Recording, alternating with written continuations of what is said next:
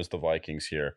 And, you're talking about a team that didn't show up defensively in the playoffs. How about the Vikings? Yeah. Vikings got torched by Daniel Jones. And this is a team that I feel like is always a really solid team, but it's never like serious. Like nobody takes them seriously.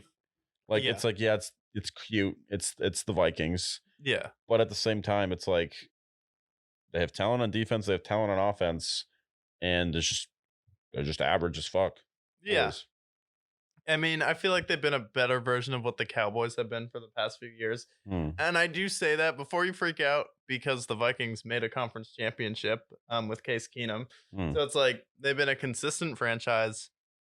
I feel like we can't dismiss what their new coach did last year, Kevin O'Connell. I feel like him transforming Justin Jefferson, letting go of Adam Thielen.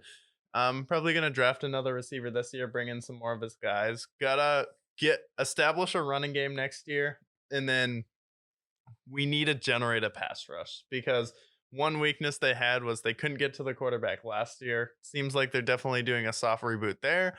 And I'm gonna say this is Kirk Cousins' probably last official starting year. I think next year they go ahead and go out and get a quarterback or draft a quarterback. And I feel like Kirk Cousins stays. It's like after one more year, Kevin O'Connell's like, all right, you're not the guy.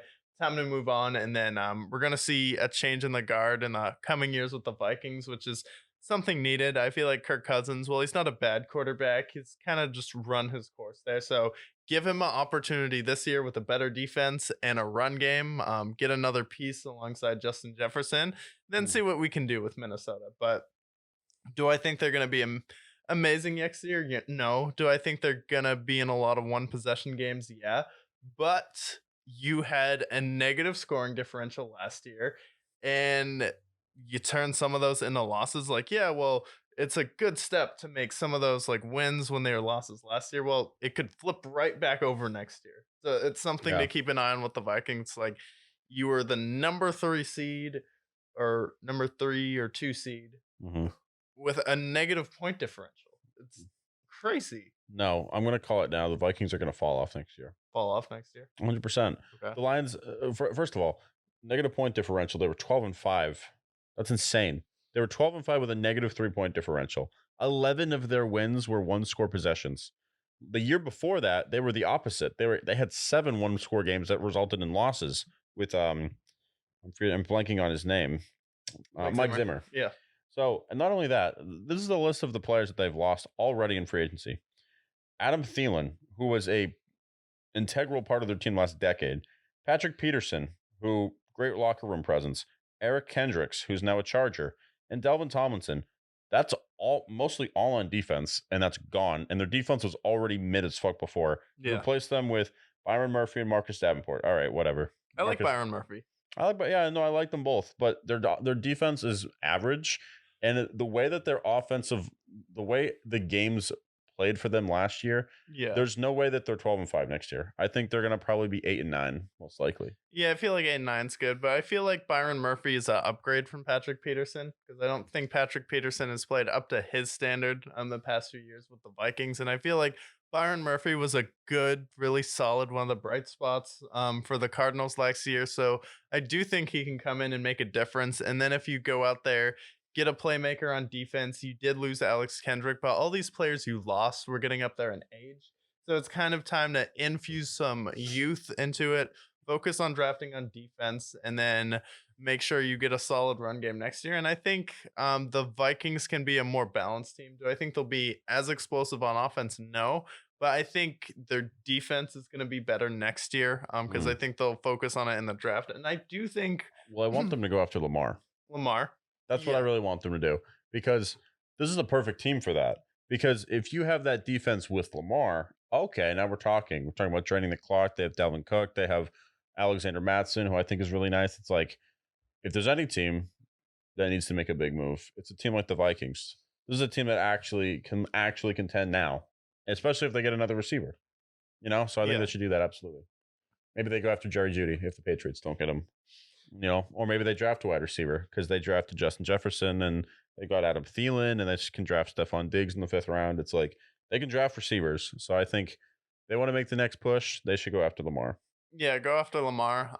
But other than that, really comes down to what they do in the draft, how they approach it. I think they should go defense, infuse some youth. I think with Justin Jefferson, I mean, triple coverage, one hand versus the Buffalo Bills. That guy can win you a lot of games on his own. I would look to probably trade Delvin Cook too, Hmm. pretty soon here He while he might be still on the has block. value. There's rumors. Yeah, there's rumors he's on the block, and then Madsen has shown he can be a really solid running back. So it does seem like they're leaning running back in the draft. Yeah.